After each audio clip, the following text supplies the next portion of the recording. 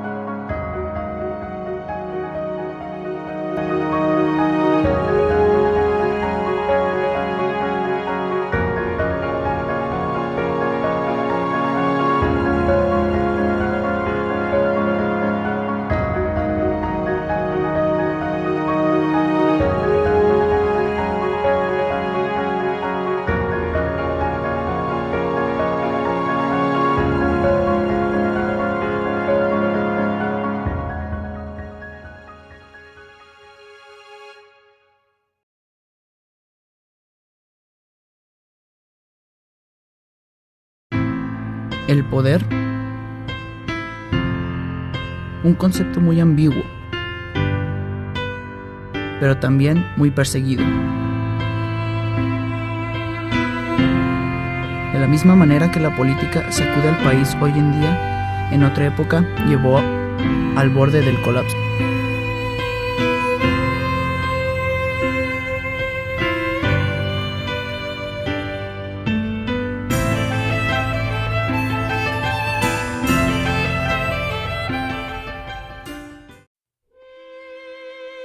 Con la Constitución de 1917 se inicia otro periodo en la vida de México.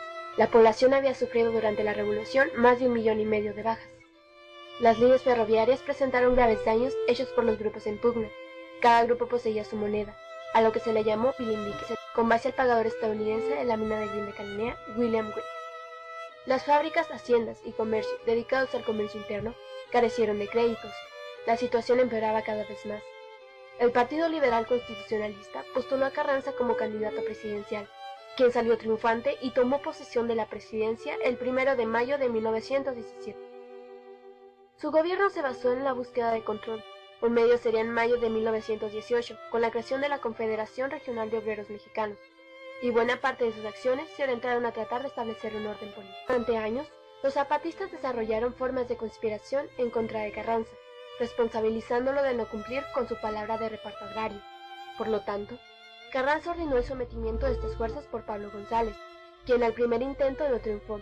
Al segundo triunfante, pero con amenazas y soborno, encontró a Emiliano Zapata y lo asesinó el 10 de abril de 1919, en la hacienda de Chinameca, en el estado de Morelos. En 1919 surgieron varios partidos políticos como el Laborista Mexicano y el Comunista Mexicano. Y el 1 de junio de ese mismo año se postulan como candidatos a la presidencia de la República Álvaro Obregón, Pablo González e Ignacio Bonillas, este último apoyado por Carranza. Por esto se le acusó de proselitismo y el 23 de abril de 1920 fue proclamado el Plan de Agua Prieta por el general Obregón. En este se desconocía el gobierno de Carranza y los gobernadores que lo suplantaron. También convocaba una junta en la cual se nombraría un presidente interino que convocaría elecciones. Venustiano decidió trasladarse a Veracruz en tren debido a que la mayoría de los gobernadores no lo apoyan. Pero en Veracruz se encuentra con Cándido Aguilar, el cual es simpatizante de su gobierno. En la villa de Guadalupe, el tren es dinamitado, hecho obliga a Carranza a huir hacia Puebla. En su camino, en la sierra de Tlaxcalentongo, el 21 de mayo de 1920, fue asesinado en la choza donde dormía. Álvaro Obregón y Pablo González nombran una comisión para investigar el asesinato, situación en la que Ignacio Bonillas, candidato presidencial, es apresado y enviado a la cárcel de la Ciudad de México. Adolfo de la Huerta asume la presidencia interina tras el asesinato de Carranza. El 22 de mayo se anunciaron las elecciones en las que se elegiría un congreso el 1 de agosto y el presidente de la República el 25 de abril de 1920. Una de las primeras tareas del gobierno era obtener el reconocimiento de Estados Unidos. Para ello, de la Huerta nombra un embajador para asegurarle al país vecino que sus intereses no se verían afectados tras las elecciones. Se firman acuerdos y garantías con la condición de no aplicar el artículo 27, y México dispone de sus recursos para arreglar las líneas ferroviarias. y para ordenar sus finanzas. Solo teniendo un adversario, Alfredo Robles Domínguez, Obregón, quien resultó electo y el 1 de diciembre de 1920 toma posesión de la presidencia de la República, pero sin el reconocimiento de Estados Unidos.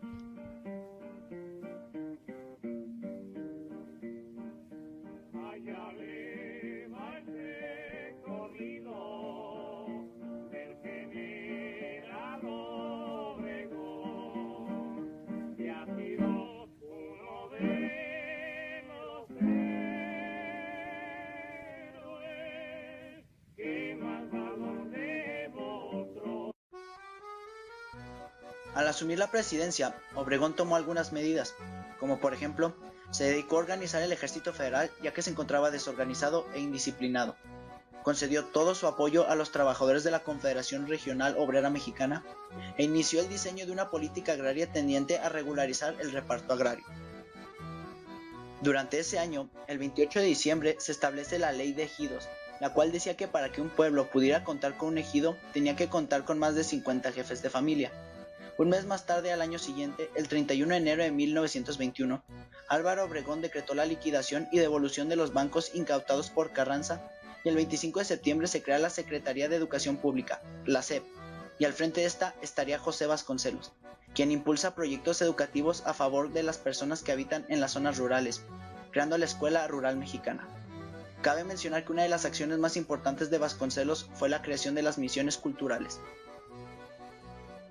Entre 1921 y 1922 se establecieron pláticas informales entre México y Estados Unidos en las cuales se hablaba de una firma de un tratado de amistad y comercio, el cual sentaría las bases legales e internacionales para evitar que el artículo 27 se pudiera aplicar en forma confiscatoria y retroactiva, como alegaban las compañías petroleras, el cual resultó muy desventajoso para México, por lo que el gobierno terminó rechazándolo. Al año siguiente, el 15 de agosto de 1923 se firmaron los tratados de Bucareli, en los cuales se ponían ciertas condiciones para otorgar el reconocimiento al gobierno de Álvaro Obregón, como por ejemplo el que no se afectarían los intereses de las compañías estadounidenses que explotarían el petróleo en México, además de que el gobierno mexicano se comprometía a reparar los daños sufridos por los ciudadanos de aquel país en nuestro territorio entre 1862 y 1917. Y por último, el artículo 27 constitucional no sería retroactivo, de tal forma que no se verían afectados los propietarios estadounidenses que hubieran adquirido tierras, minas o pozos petroleros antes de 1917. Para el año de 1923 comenzaron las inquietudes en el país por saber quién iba a ser el candidato para el periodo presidencial de 1924 a 1928. Se encontraban dos candidatos para asumir la presidencia: Adolfo de la Huerta, quien en ese entonces era secretario de Hacienda, y Plutarco Elías Calles, el secretario de Gobernación. Para el 23 de septiembre de 1923, Adolfo de la Huerta renunció a la Secretaría de Hacienda, pero no hizo públicas sus aspiraciones electorales. Y el 10 de junio de 1924 se celebraron las elecciones y el general Plutarco Elías Calles resultó electo como presidente del país para el periodo de 1924 a 1928. La presidencia de Álvaro Obregón culminó el 30 de noviembre de 1924, cuando entra Calles a la presidencia y Obregón se retira a la vida en el campo. Para el año de 1927, la Constitución mexicana sufrió una reforma para permitir la reelección en enero de 1927, con lo que Obregón ganaba partido para su candidatura. El 15 de julio de 1928, pocos días después de ser proclamado presidente del periodo 1928 a 1932, Obregón llegó acompañado de su comitiva a la capital de la República en un tren custodiado por varios miembros del Estado Mayor Presidencial. Mientras tanto, José de León Toral, joven capitalino, miembro de la ACJM, había decidido matar a Obregón. Entre la clase política se había difundido el rumor de un posible asesinato de Obregón, pero el presidente electo hizo caso omiso de las advertencias. La mañana del 17 de julio salió a comer invitado por los diputados del estado de Guanajuato al restaurante La Bombilla, ubicado en San Ángel. José de León Toral acudió al lugar tras varios días de espiar a Obregón y se hizo pasar por un dibujante. Hizo un dibujo a varios diputados y finalmente llegó Obregón, a quien también retrató. Cuando todos los comensales se descuidaron, Toral sacó su pistola y lanzó 6 disparos, cayó muerto al instante.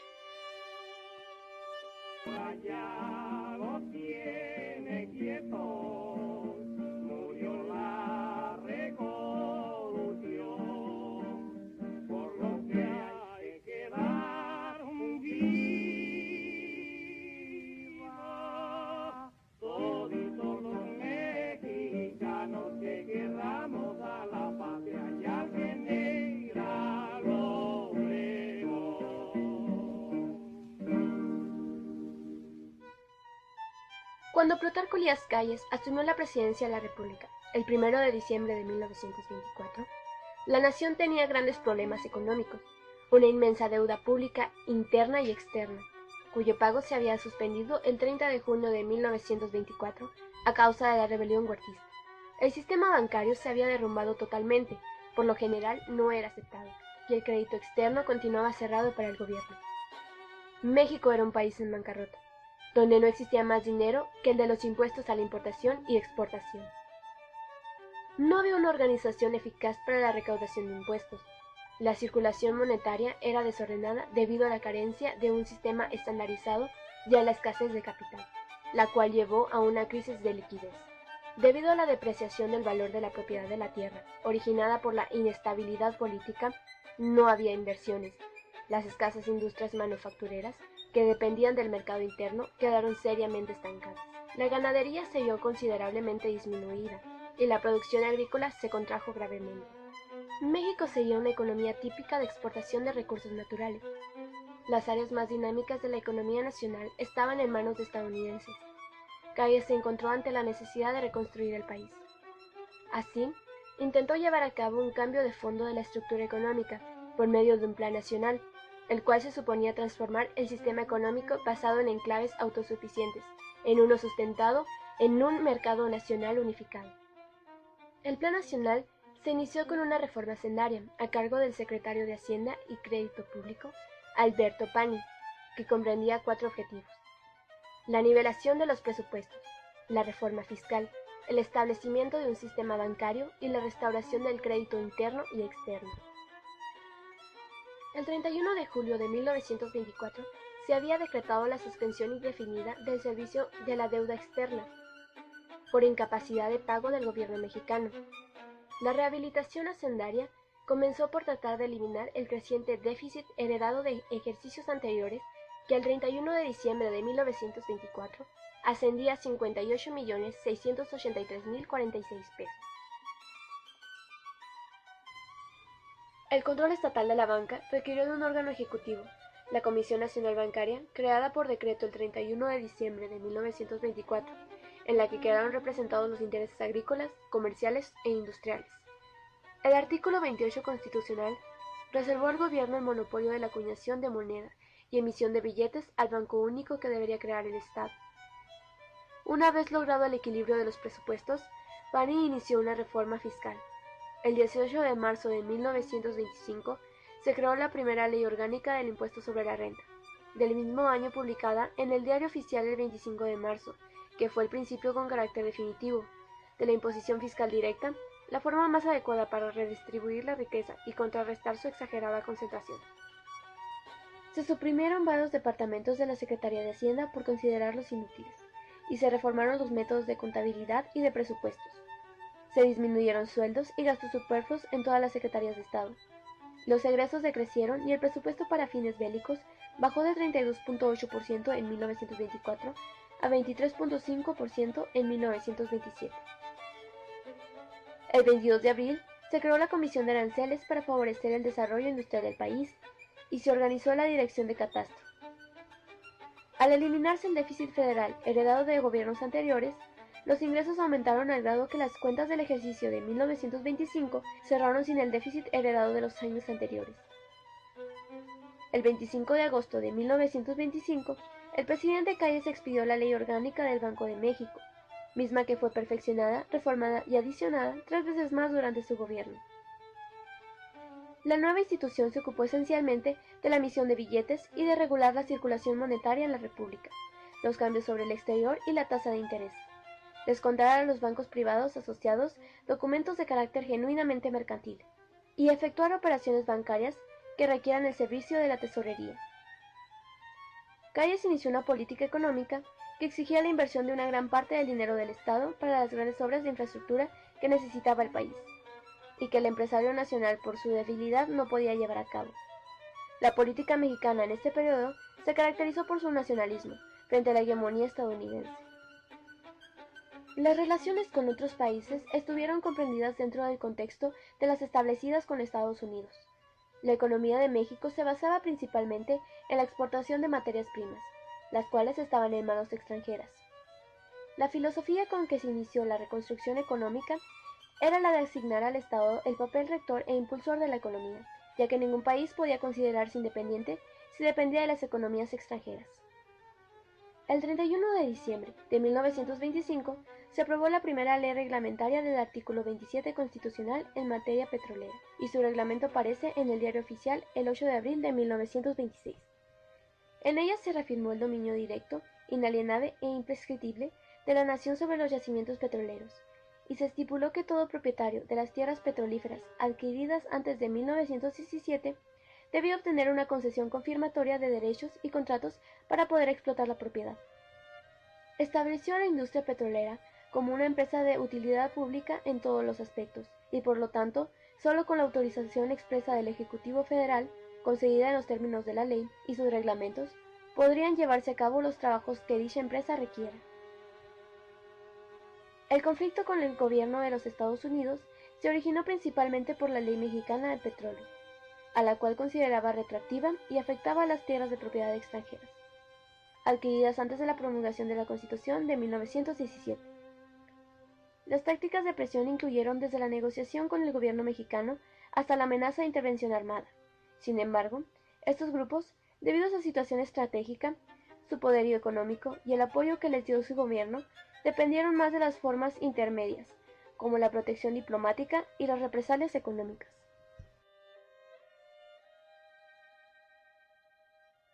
El secretario de Estado Kellogg, quien el 12 de junio de 1925 hizo unas declaraciones a la prensa que encerraban una clara amenaza de intervención militar, manifestó que un movimiento revolucionario pudiera estarse preparando en México, y que los Estados Unidos solo apoyarían al gobierno mexicano mientras protegieran la vida y los intereses estadounidenses, y cumpliera sus compromisos y obligaciones internacionales.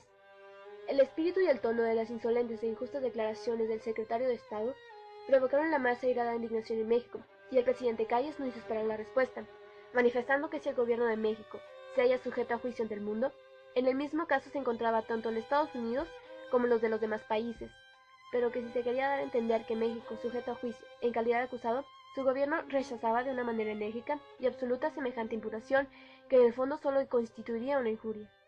El Departamento de Estado dio marcha atrás y fingió sorpresa, argumentando que todo había sido un malentendido. No obstante, las relaciones entre ambos países se volvieron más difíciles que nunca, y surgió el peligro de que rompieran relaciones. A pesar de verse desafiado por las compañías petroleras, Calles no se atrevió a confiscarlas, con lo cual evitó un acto violento. Para salvar la posición del gobierno mexicano, dejó el problema en manos del Poder Judicial, para que éste hiciera cumplir el ordenamiento legal de 1925. Los tribunales decidieron obligar a las compañías a suspender sus obras de perforación. La Secretaría de Industria sancionó con fuertes multas a las compañías y ordenó cerrar las válvulas, pero aquellas, dispuestas a agravar la situación, rompieron los sellos puestos a los pozos nuevos y continuaron la extracción de petróleo. El conflicto se agudizó debido a la aparición de nuevos factores, junto con la cancelación de nuevos permisos de perforación de los pozos petroleros. El gobierno mexicano había recibido a la embajadora de la URSS en 1926. Esto, aunado al apoyo que México dio a Nicaragua al Partido Liberal de Juan Bautista Sacasa, electo legalmente en contra de Adolfo Díaz, impuesto por Estados Unidos, recrudeció la campaña de publicidad estadounidense en contra de México, afirmándose que hacía propaganda comunista en Centroamérica, sobre todo en Nicaragua.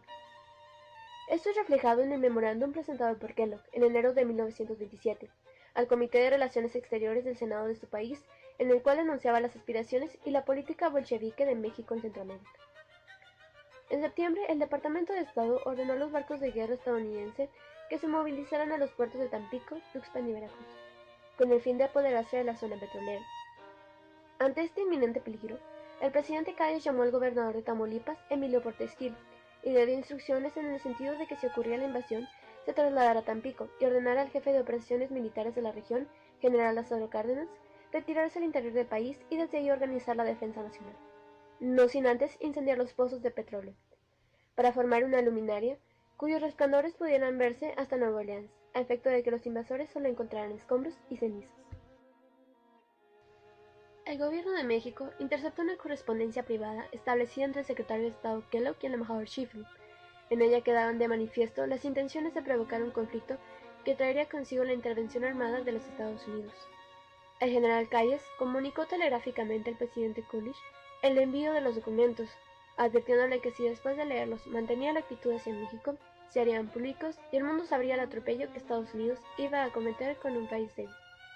El presidente Coolidge comprendió que no solamente sus enemigos en el Senado se oponían a la política que hasta entonces había seguido contra México y Nicaragua, sino también la mayoría de la opinión pública interna e internacional, la cual exigía una rectificación de la actitud estadounidense hacia ambos países. El 22 de octubre de 1927 se nombró a Whitney Monroe, banquero neoyorquino, socio del grupo financiero Morgan y desligado de los intereses petroleros. Monroe representaba los intereses de los banqueros, industriales y comerciales, y tuvo la consigna de evitar la guerra entre México y Estados Unidos, ya que buscó un campo mucho más propicio para hacer negocios e inversiones. En marzo de 1928, el gobierno mexicano promulgó una nueva ley orgánica sobre el petróleo y sus reglamentos. En ella se permitió que las compañías obtuvieran concesiones confirmatorias.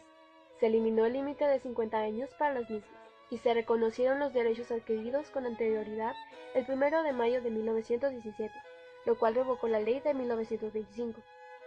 El régimen cayista elaboró 6 planes económicos para mejorar la producción agrícola con una nueva legislación agraria que facilitara la aplicación de las medidas de reforma.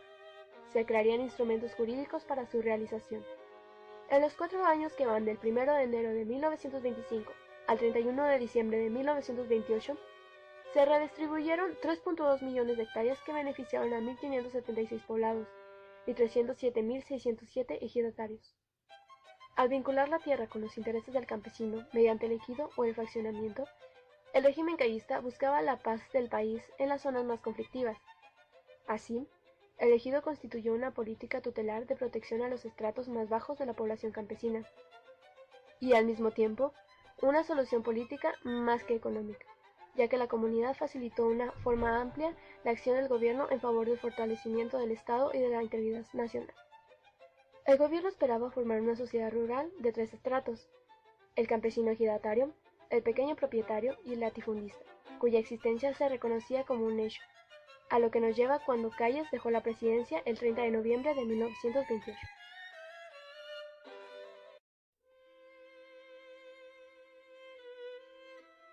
Se le conoce con el nombre de El Maximato a la época en la cual la política mexicana fue dirigida por el jefe máximo de la Revolución Mexicana, Plutarco Elías Calles.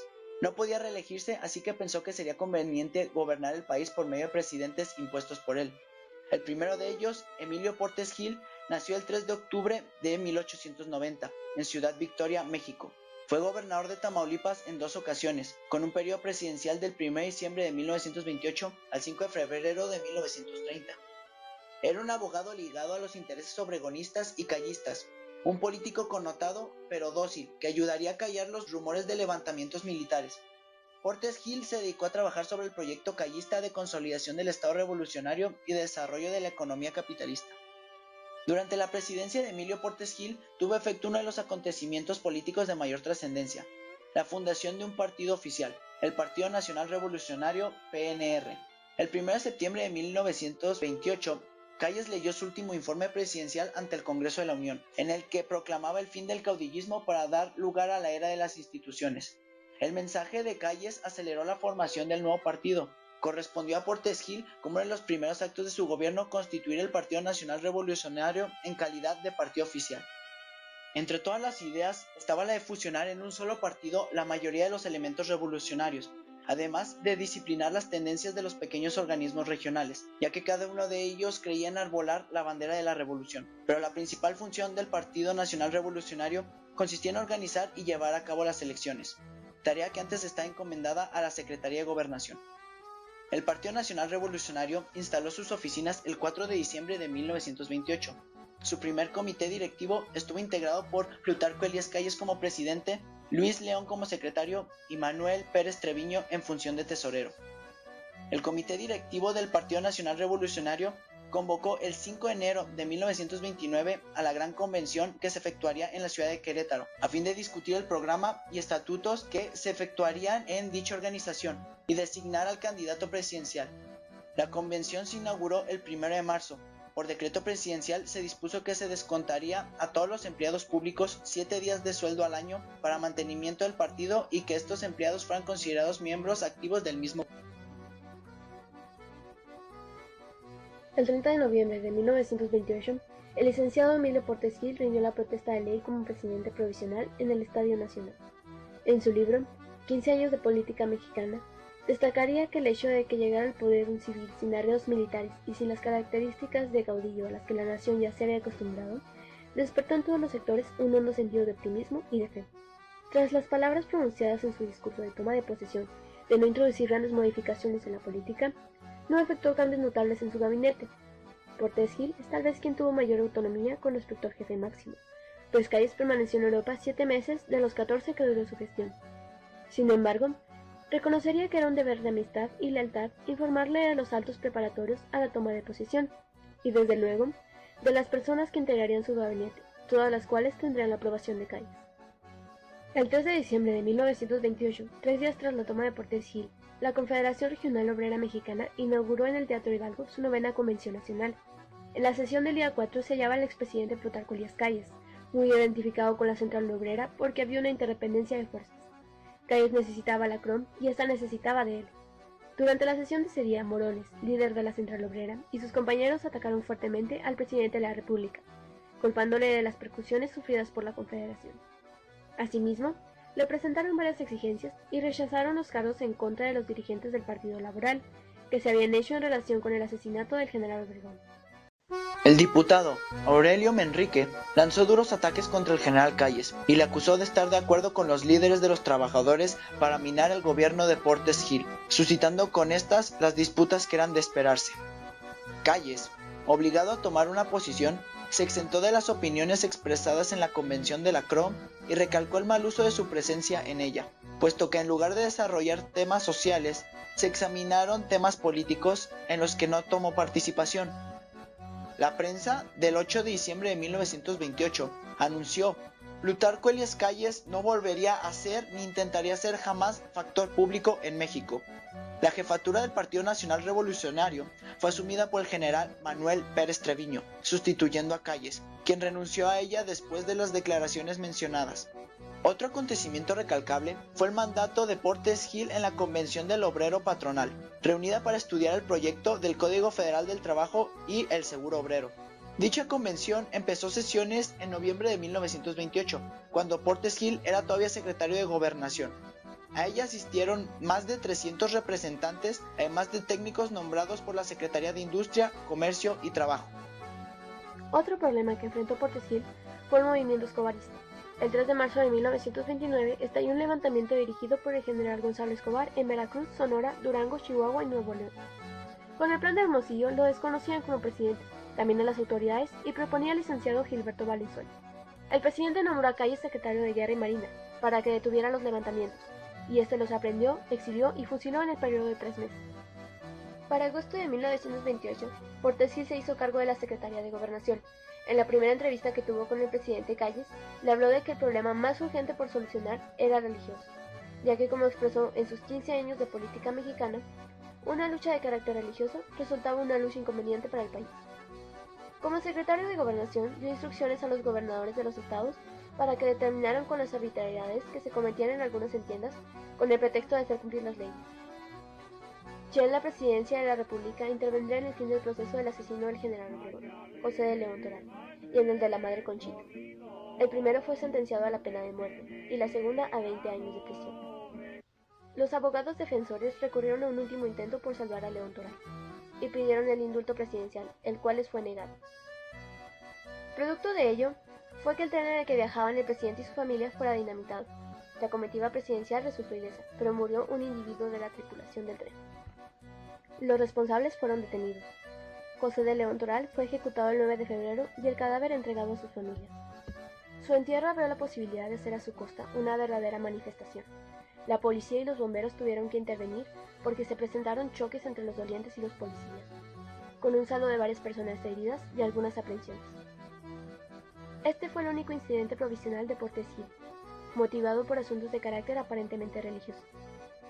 Ya antes de 1929 se realizaron gestiones para dar fin a la difícil situación creada por el conflicto religioso, por el cierre de los templos. Algunos representantes del clero católico de los Estados Unidos se habían entrevistado con Calles y Obregón, pero le tocó a Portes Gil, como presidente de la República, poner fin a aquella situación. El 2 de mayo de 1929, el arzobispo Leopoldo Ruiz y Flores declaró a la prensa norteamericana sobre la necesidad de revisar las leyes mexicanas para terminar con el conflicto religioso y del deber que tenían los católicos de obedecer a las autoridades civiles. Estas declaraciones hicieron que se realizaran arreglos para el regreso al país del obispo y del arzobispo, autorizadas por el Vaticano, para tratar oficialmente los asuntos religiosos con el presidente de México. En aquellos mismos días comenzó el regreso de varios prelados mexicanos. Las pláticas entre las dos partes se iniciaron muy amistosamente en el castillo de Chapultepec. Los jerarcas eclesiásticos fueron entrevistados al salir de la primera sesión y se negaron a dar declaraciones. El 22 de junio, en declaraciones a la prensa nacional y extranjera, Portes Gil anunció que el conflicto entre el clero y el gobierno terminaba para ambos bandos. La reanudación de cultos fue anunciada algunos días después. La entrega de los templos se realizó después de un riguroso inventario y en ella intervino directamente la Procuraduría General de Nación, que enervó a los representantes del clero católico las iglesias que podían abrirse al culto, ya que muchas de ellas habían sido dedicadas por decreto presidencial a usos de carácter social como bibliotecas, escuelas, etc. Después de terminados los arreglos, se amnistió a todos los que se encontraban todavía en rebeldía, principalmente en los estados de Jalisco, Michoacán, Colima, Durango, Guanajuato, Aguascalientes y Querétaro. Sin embargo, tales arreglos no dejaron satisfecho a nadie. En ese mismo año, los estudiantes de la Escuela Nacional de Jurisprudencia y Ciencias Sociales se opusieron al nuevo reglamento de exámenes ordenado por la Rectoría. Eran 10 las demandas estudiantiles. Las primeras 5 exigían la renuncia y sustitución de las autoridades de la Secretaría de Educación Pública, mientras que las otras 5 exigían la restauración del Consejo Universitario y de la forma de manejarse las facultades y escuelas dependientes de la universidad. El conflicto se solucionó en julio del mismo año, cuando el Ejecutivo concedió la autonomía a la universidad. Así, en julio de 1929 nació la Universidad Nacional Autónoma de México. A finales de 1928, inicia la agitación política en México como consecuencia de las especulaciones sobre quién iba a ser el candidato oficial. Pascual Ortiz Rubio, embajador de México en Brasil, fue llamado de regreso por el jefe máximo para que fuera candidato presidencial del PNR, y fue elegido por el partido en marzo de 1929. Su mayor opositor fue José Vasconcelos. La campaña vasconcelista inició en los Estados Unidos y pasó rápidamente a México. Tras un proceso electoral en el que los fraudes y asesinatos fueron constantes, Pascual Ortiz Rubio fue electo presidente de México, cuyo gobierno empezó el 5 de febrero de 1930 y terminó el 2 de septiembre de 1932. Nació el 10 de marzo de 1877 en Morelia, México. El 10 de diciembre de 1929 en Guaymas, Sonora, Vasconcelos emitió el Plan de Guaymas, también conocido como vasconcelista, en el que incitaba al pueblo a levantarse en armas y desconocía al nuevo ejecutivo. Nadie secundó el plan y tuvo que exiliarse en los Estados Unidos. Los pocos logros de Pascual Ortiz Rubio fueron la promulgación de la Doctrina Estrada, la cual hace referencia a la antigua costumbre de otorgar el reconocimiento de gobierno. La mayor crisis se suscitó a finales de 1931, cuando Calles obligó a 4 militares, entre ellos a Joaquín Amaro y Lázaro Cárdenas, a que renunciaran a sus carteras. Calles dio el golpe de gracia a Ortiz Rubio, cuando él mismo se nombró secretario de Guerra y Marina. El presidente presentó su renuncia el 2 de septiembre de 1932. La Cámara de Diputados, con la ayuda de Calles, designó un presidente, Abelardo Rodríguez, cuyo periodo presidencial data del 2 de septiembre de 1932 al 30 de noviembre de 1934, pero su presidencia habría sido más accidental, ya que se acentuaron problemas con las centrales obreras y campesinas en Veracruz y Jalisco en 1933. También se incrementó el número de huelgas. En un ambiente político de constantes problemas surge la candidatura de Lázaro Cárdenas, secretario de Guerra con Abelardo Rodríguez, cuya candidatura fue proclamada en la ciudad de Guadalajara por un grupo de políticos. No obstante, parece que aquello no le agradó a Calles. En el mes de mayo de 1933 se rumoreaba que los candidatos del Partido Nacional Revolucionario, los de Calles, eran Manuel Pérez Treviño, Carlos Riva Palacio y Lázaro Cárdenas. Sin embargo, cuando el hijo de Calles, Rodolfo, habló en la Cámara de Diputados de la candidatura de Cárdenas, la mayoría de los políticos supusieron que él era el hombre designado por el jefe máximo. Calles, al darse cuenta de la aceptación prodigada al general Cárdenas, dio en ese momento el silencio como respuesta. Posteriormente se eliminaron a los otros candidatos y Calles se decidió por la candidatura de Lázaro Cárdenas. Con esta elección se agudizaron las contradicciones en el seno de los círculos gubernamentales y se evidenció la correlación de fuerzas existentes dentro del partido, pues, aunque muchos seguían siendo partidarios de Calles, ya había muchos elementos de oposición, y a medida que se acercaba a la convención del PNR, esta candidatura tenía mayores posibilidades, pues estaba apoyada por las fuerzas que deseaban triunfar.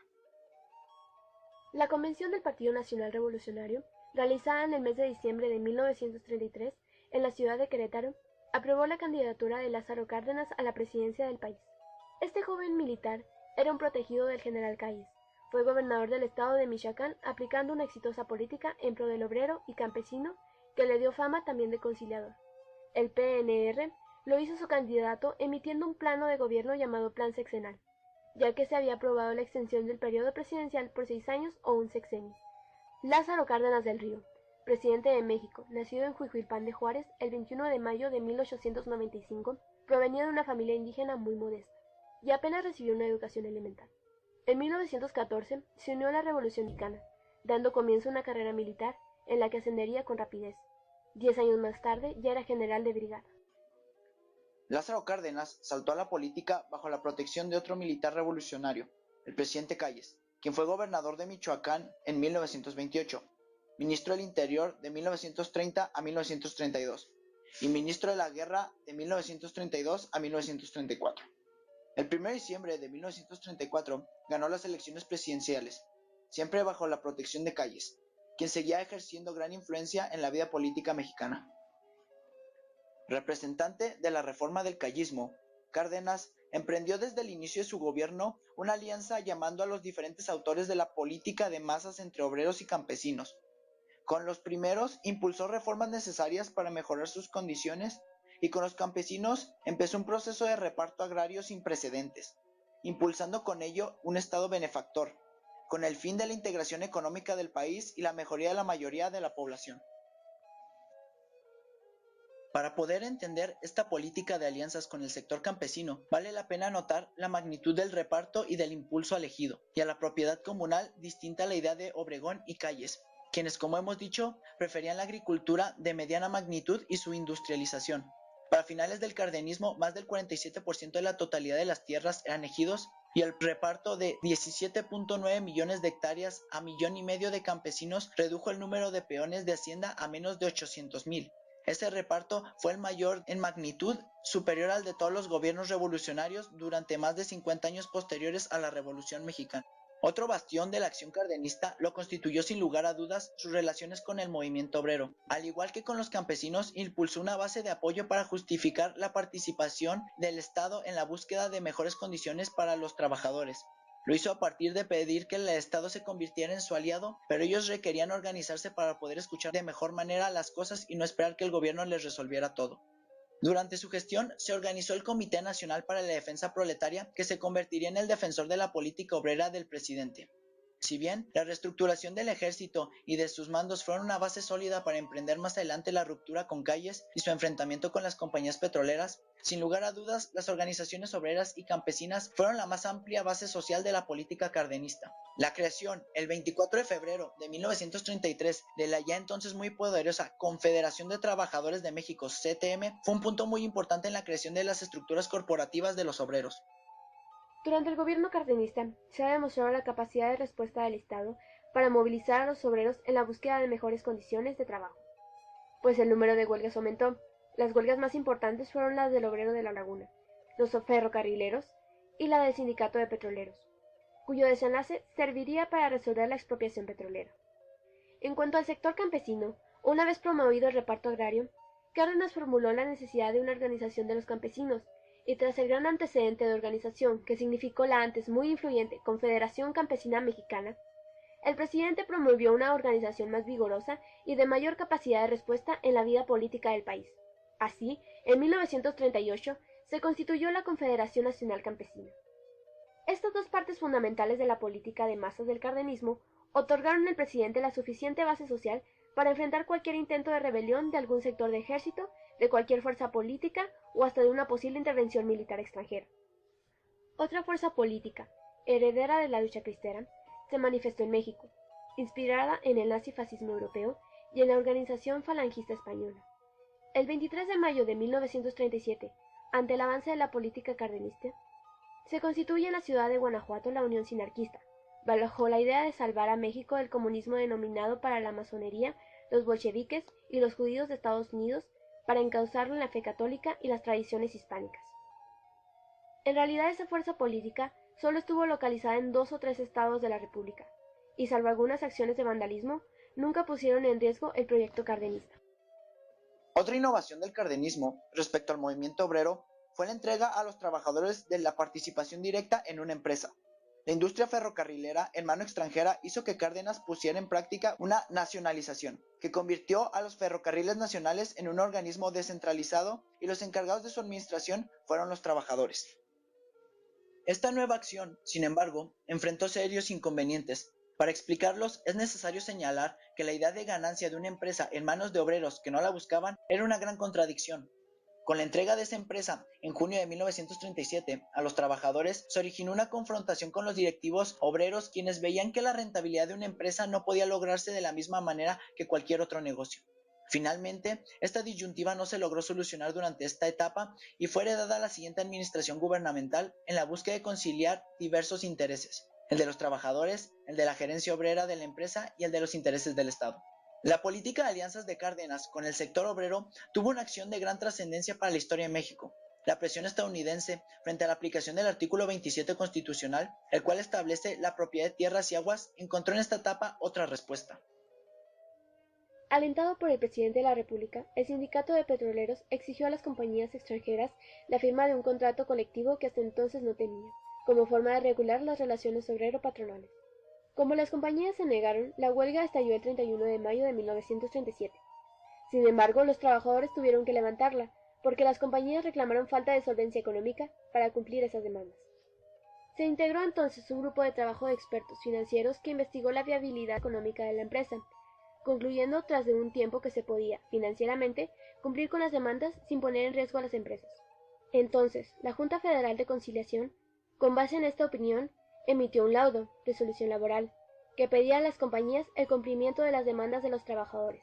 Sin embargo, las compañías se negaron a aceptar esa resolución y se ampararon. La Suprema Corte de Justicia de la Nación negó el amparo, y las compañías se declararon en rebelión. La Suprema Corte los emplazó para que a más tardar el 1 de marzo de 1938 cumplieran su resolución con un pago de 26 millones de pesos a los trabajadores. El 18 de marzo, las compañías finalmente expresaron su voluntad de acatar el fallo, pero ya era demasiado tarde. La noche de ese mismo día, se anunció en todas las estaciones de radio la decisión del presidente Lázaro Cárdenas de expropiar a las empresas petroleras. Todos los sectores sociales manifestaron su apoyo a la decisión del presidente. México tuvo que enfrentar las presiones del capital estadounidense. Inglaterra rompió relaciones con nuestro país. Se enfrentó a un boicot al comercio de productos mexicanos y se obligó al gobierno mexicano a hacer un pago inmediato mínimo de al menos la tercera parte del costo de la expropiación. Una condición internacional favorable hizo que el gobierno norteamericano no presionara al de México porque estaba cerca de iniciar la Segunda Guerra Mundial y no tendría la necesidad de provocar un conflicto mayor ante la cercanía territorial de nuestro país. No obstante, como consecuencia de la expropiación petrolera, las compañías extranjeras alentaron a Saturnino Cedillo, un miembro del gobierno, a levantarse en armas, con el argumento de que el gobierno cardenista iba directamente al socialismo, y en mayo de 1938 se levanta en armas, en San Luis Potosí. Tras 8 meses de lucha muy localizada, fue hecho prisionero y fusilado de inmediato, terminando con ello una de las posibles respuestas de los militares a las decisiones del presidente Cárdenas.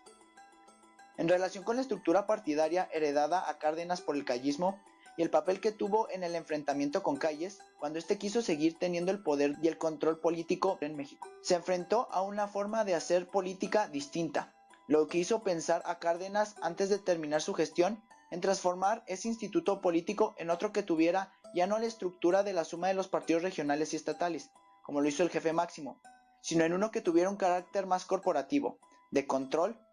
Para ello creó el Partido de la Revolución Mexicana, PRM, el 30 de marzo de 1938, el cual tuvo 4 sectores: obrero, campesino, popular y militar, sustituyendo al Partido Nacional Revolucionario surgido en la etapa callista, culminando con ello de manera formal el fin real del periodo llamado el Maximato. Al año siguiente, en una asamblea realizada en la Ciudad de México, Fue creado el 17 de septiembre el Partido Acción Nacional por Manuel Gómez Morín, quien lo identificó como la fuerza política que impulsaría el desarrollo político de México ante lo que consideraba una descomposición de la vida política del país por parte de los gobiernos postrevolucionarios, para luchar por la defensa de las libertades cívicas y la limitación del poder del gobierno. Entre los creadores había gente que se identificaba con sectores religiosos de orientación católica y personas que incluso habían participado en el movimiento vasconcelista, y del ex rector Gómez Morín, quien había luchado por la autonomía de la Universidad Nacional de México. El PAN inició su participación política con el respaldo oficial del general Juan Andreu Almazán como candidato a la presidencia de la República en 1940. Otro aspecto que distingue al gobierno cardenista se dio en materia de política exterior, signada por la solidaridad y el respeto, en un contexto internacional de confrontación por la ya próxima Segunda Guerra Mundial. Ante la condición de España, con la llegada al poder del general Francisco Franco a través de un golpe militar, la Guerra Civil Española hizo que un gran número de refugiados de este país tuvieran que emigrar y México recibió una cantidad importante de ellos, significando este arribo una destacada aportación a la cultura y a las artes en México. Esta solidaridad internacional se mostró de manera continua con otros países, a que México se convirtió en un refugio de personajes como León Trotsky, perseguido por la entonces Unión Soviética. Además, el gobierno cardenista se expresó abiertamente en diferentes foros internacionales en contra de la intervención y por la libre autodeterminación de los pueblos, por lo que se opuso a la invasión de Italia contra Etiopía, a la de Alemania contra Checoslovaquia e incluso a la soviética contra Finlandia. Finalmente, el asilo que México ofreció a los asilados de otros países no se limitó a los combatientes republicanos españoles, sino también a niños que quedaron huérfanos producto de la Guerra Civil Española. En aspectos de educación y cultura, se decretó la educación socialista, cuya intención era excluir toda doctrina religiosa mediante la enseñanza de un concepto científico del universo y de la vida social. También algunos otros objetivos eran integrar a la mujer a la vida nacional y erradicar enfermedades de la sociedad mexicana. Además, se aplicó un método pedagógico que se organizaba en torno a 3 elementos: la naturaleza, el trabajo y la sociedad. Se crearon instituciones como el Instituto Politécnico Nacional en 1937 y el Instituto Nacional de Antropología e Historia en 1939. Este último incluía las ciencias sociales y dirigió las excavaciones arqueológicas en curso. En la pintura se desarrolló el muralismo, que se convirtió en el arte oficial del régimen. Los máximos representantes de esta corriente fueron José Clemente Orozco, Diego Rivera y David Alfaro Siqueiros. En la literatura surgieron nuevas letras. Un ejemplo de ellas fueron el género llamado novela de la Revolución. Representantes de la poesía mexicana fueron Germán List Arzubide, Jorge Cuesta y Javier Villaurrutia. Cabe destacar el carácter nacionalista del arte mexicano evidente en la música, con compositores como José Pablo Moncayo, Carlos Chávez y Silvestre Revueltas. Este periodo ha influenciado mucho en nuestra actualidad. Tal es el caso que los partidos políticos aún sigan en rigor y en constantes luchas por permanecer o subir al poder.